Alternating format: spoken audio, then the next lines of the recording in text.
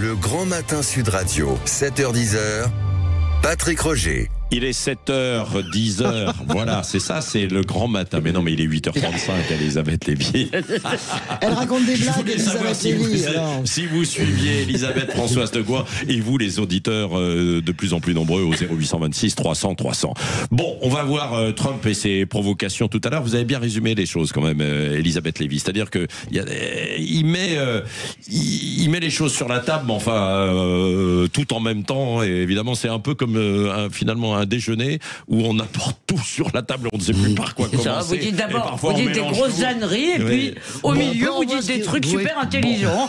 Voilà. On va en parler tout à l'heure et vous aurez la parole au 0826 300 300. Bon, en attendant, on n'a toujours pas de gouvernement, hein, vous l'avez vu. Ça mais nous a qui pas s'en échappé. plaint d'ailleurs? Alors, je ne sais pas. Bah, tiens, Nathalie est avec nous au 0826 300 300, qui est professeure d'anglais dans un lycée. Bonjour Nathalie. Bonjour à tous. Bonjour. Qu'en pensez-vous? Pas de gouvernement, ça vous embête ou pas? Non, oui, ça nous embête. Là, on a besoin d'un cap clair. L'éducation nationale est un ministère qui est très important. On sent bien que dans les services, on est perdu, que ça ne fonctionne pas, que les personnels changent de service pour combler un petit peu les trous. Et puis, on a quand même des enjeux très importants qui nous attendent. Ouais. Donc, sa stabilité nous panique. Ouais, non mais c'est vrai. Et dans votre secteur, comme dans beaucoup d'autres, hein, où il n'y a pas de décision prise, quoi. Il y a des rapports qui arrivent là sur le logement. Il y a un rapport, l'encadrement des loyers. Ben, en attendant, il n'y a pas de mesures, etc. C'est problématique. Reste avec nous, Nathalie. C'est le problème des administrations centrales. C'est vrai que quand on n'a pas de gouvernement, en apparence, il ne se passe rien parce qu'on n'a pas la tête politique. Mais Nathalie a raison. C'est-à-dire que ça touche. Les administrations centrales sont gelées. C'est-à-dire les administrations qui travaillent pour les ministres et pour la force politique. Et donc, ça veut dire plus de décisions, tout est à l'arrêt. Mais le problème, c'est que c'est pas simplement Sébastien Cornu, c'est qu'on est dans cette logique depuis 2024, depuis la dissolution totalement ratée d'Emmanuel Macron.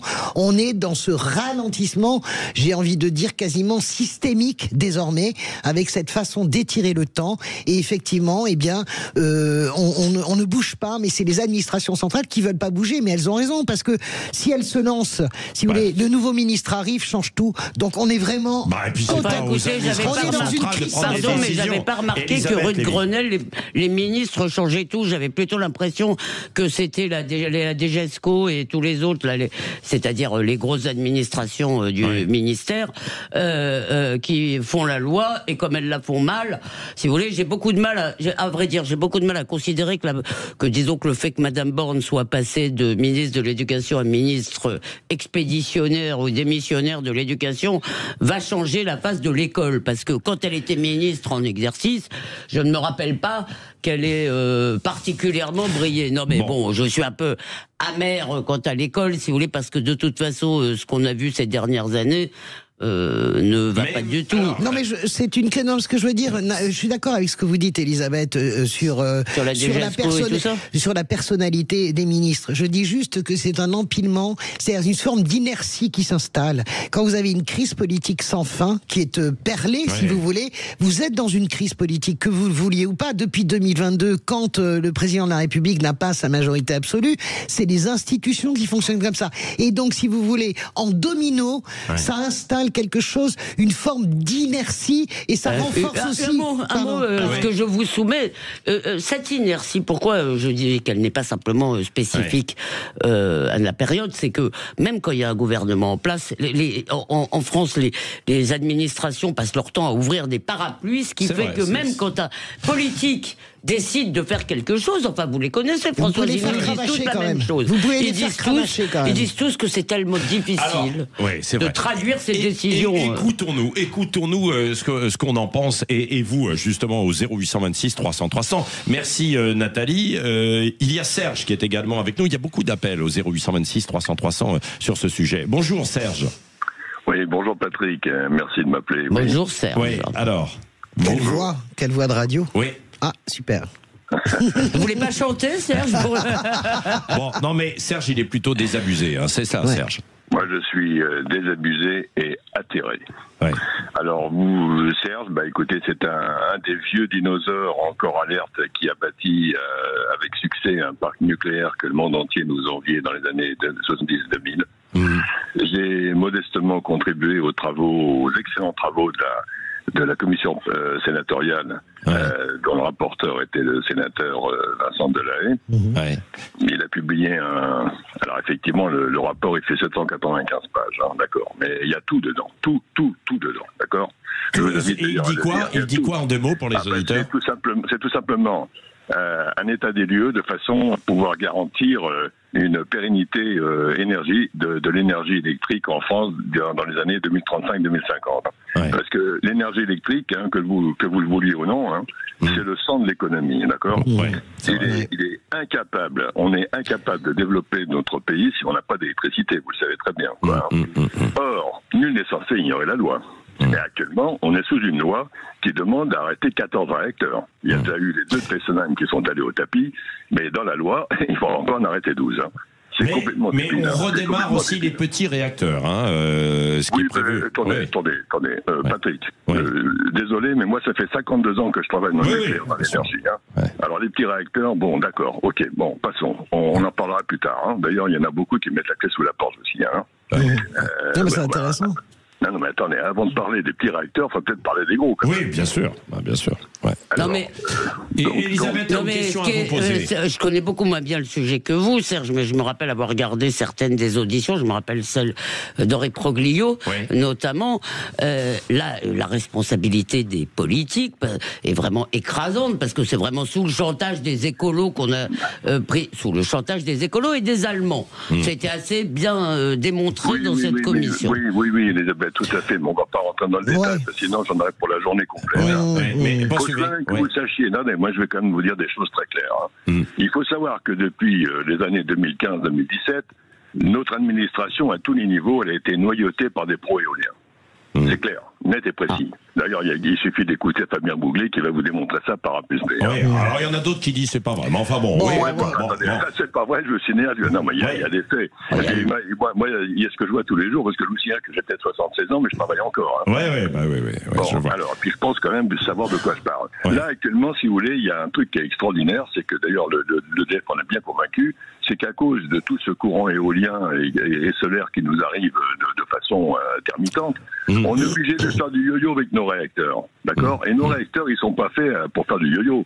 C'est des machines qui sont faites pour marcher à 100%, comme en Chine, comme en Amérique, comme partout au monde. Mais nous, vous le savez, les Français, on est meilleurs que tous, bien sûr. Alors effectivement, nous autres ingénieurs, d'ailleurs au passage, vous savez que Maud Bréjon, que vous avez tout à l'heure au téléphone, là, c'est une collègue, puisqu'elle était ingénieure dans l'énergie nucléaire, je pense que vous le savez. Elle a travaillé sur Flamanville, comme moi, d'accord. Alors, donc là, en fait, on a une augmentation des arrêts fortuits de nos réacteurs. Les bécanes sont pas faites pour ça. C'est comme si que vous avez une voiture diesel et que vous faites 2000 fois 10 km. Non mais donc je comprends votre développement effectivement, Serge. Ce que vous voulez dire, c'est qu'il faut qu'il y ait des décisions de prise, et pour ça, il faut qu'il y ait des gouvernements aussi qui soient là et que ce soient les bonnes décisions. Merci. On continue le débat dans un instant. Vous avez la parole. On va continuer évidemment sur le fait qu'il n'y ait toujours pas de gouvernement, et puis on reviendra aussi sur Trump. Le Grand Matin Sud Radio, 7h-10h, Patrick Roger. Il n'y a toujours pas de gouvernement. Est-ce que ça va venir? 0826 300 300. Il y en a un aux États-Unis avec Donald Trump qui suscite bien des remous et des polémiques. On va voir ça dans un instant. Mais Nora est avec nous. On continue au 0826 300 300. On en parlait juste avant la petite pause à l'instant.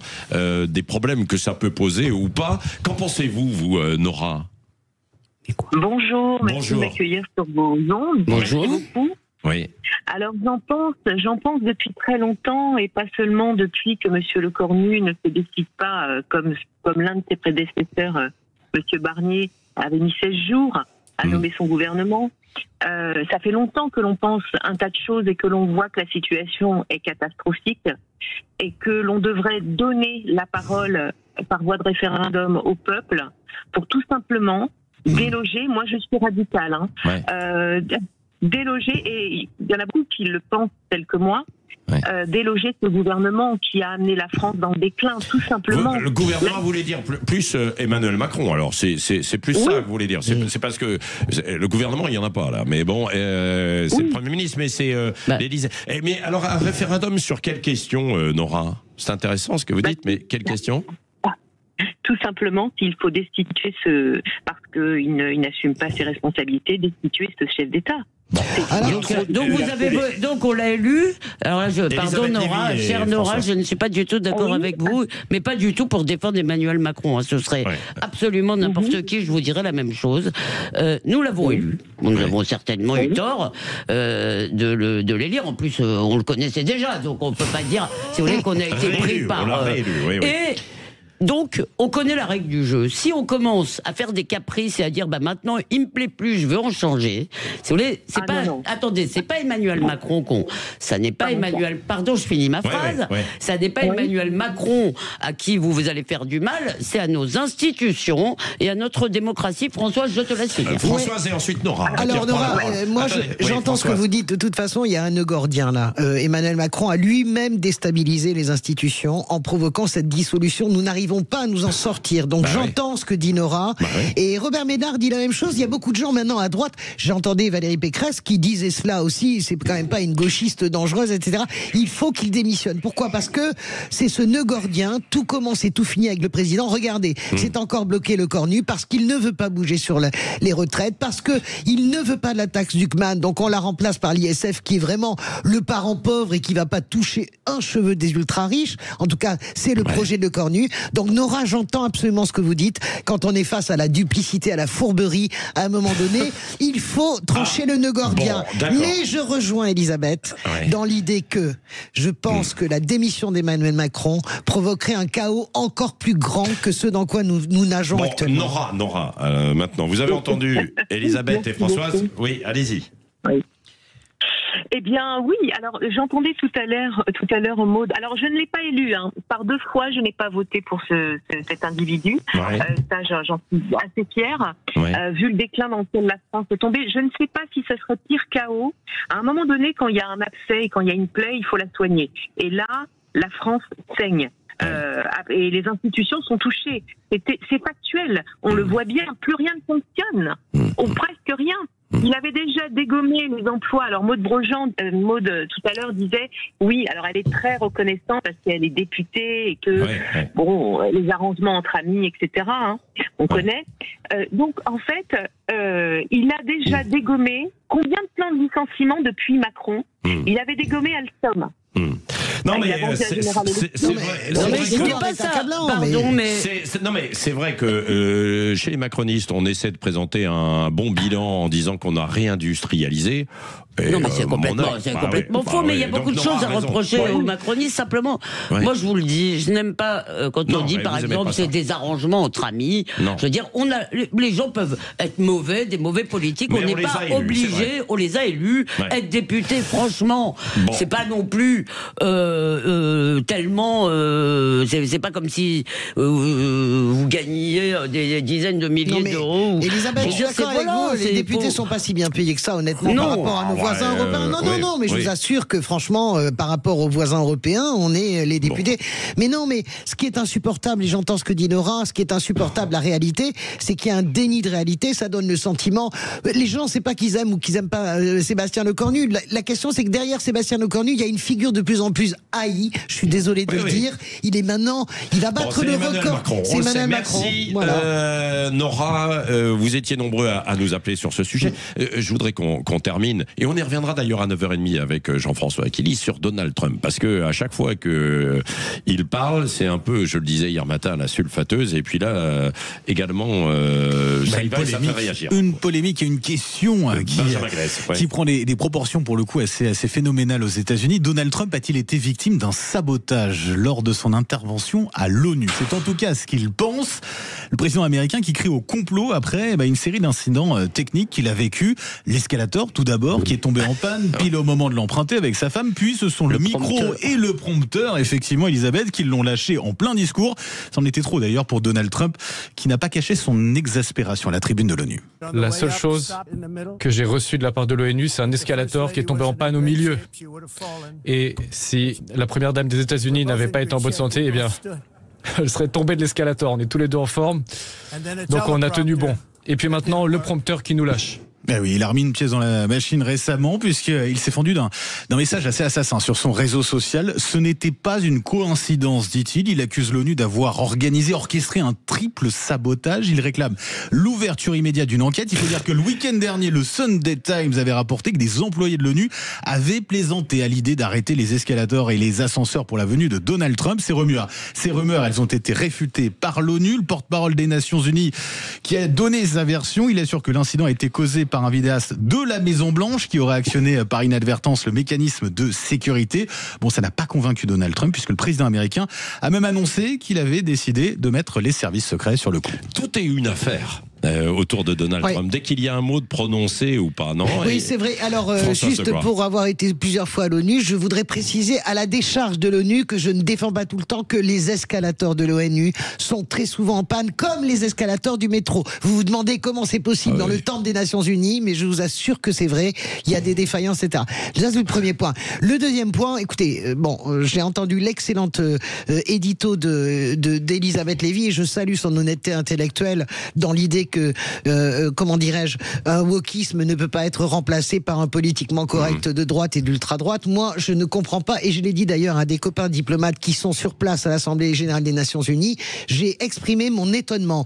Comment est-il possible, quand vous avez un président des États-Unis qui crache sur l'Europe, qui crache sur la Grande-Bretagne, nommément en parlant du maire de Londres, etc. Non, je termine. Comment est-il possible que les diplomates ne se lèvent pas et ne se tirent pas en commun? Ça n'est pas acceptable. Moi, je veux bien tout ce qu'on veut. Je veux bien que Trump fasse le show et dise des vérités. Vous ne pouvez pas accepter que le président de la plus grande puissance du monde vous crache au visage sans vous lever. La diplomatie... Pardon, Françoise, quand vous n'êtes pas respecté, parfois c'est que vous n'êtes pas respectable. C'est-à-dire quand les pays d'Europe seront souverains, quand ils seront capables de se défendre tout seuls, quand ils n'auront pas besoin de l'Amérique, eh ben, ils seront capables de se lever quand Trump dit quelque chose qui ne leur plaît pas. Il y a ce qui s'appelle un rapport de force, et Trump n'en est pas le seul responsable dans cette affaire. Donc ça c'est la première chose. La deuxième, en fait...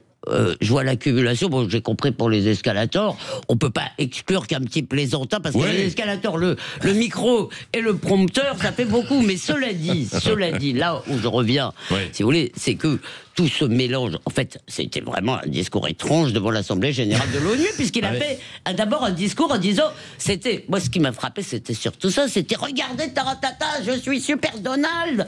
Mais je vous assure, on avait l'impression, vous savez, le génie des Carpates, notre grand conducateur. Si vous voulez, il y a quelque chose de fou. Et au milieu, il dit des choses qui, pour moi, et ça elles plaisent pas à Françoise, mais des choses qui sont pour moi, mais vraiment, même profondes. Parce que je crois vraiment qu'il sent quelque chose quand il dit que l'immigration incontrôlée, c'est aujourd'hui le problème politique numéro 1. Et ça, je pense que beaucoup de peuples en Europe et beaucoup de gens de gauche, à en croire les sondages, le pensent aussi. Mais en tout cas, c'est vrai que du coup, tout devient un peu noyé aussi dans son discours, parce que comme il mélange tout. Merci Françoise Degois, Elisabeth Lévy, et Jean-François Aquili reviendra d'ailleurs tout à l'heure à 9h30. Est-ce qu'il est trop provocateur? Ce sera la question. Il aura quelqu'un qui représente Donald Trump et un anti-Trump. Ce sera à 9h30 et vous pourrez évidemment vous-même aussi bavarder et échanger. Dans un instant, un point sur l'info et la vérité en face.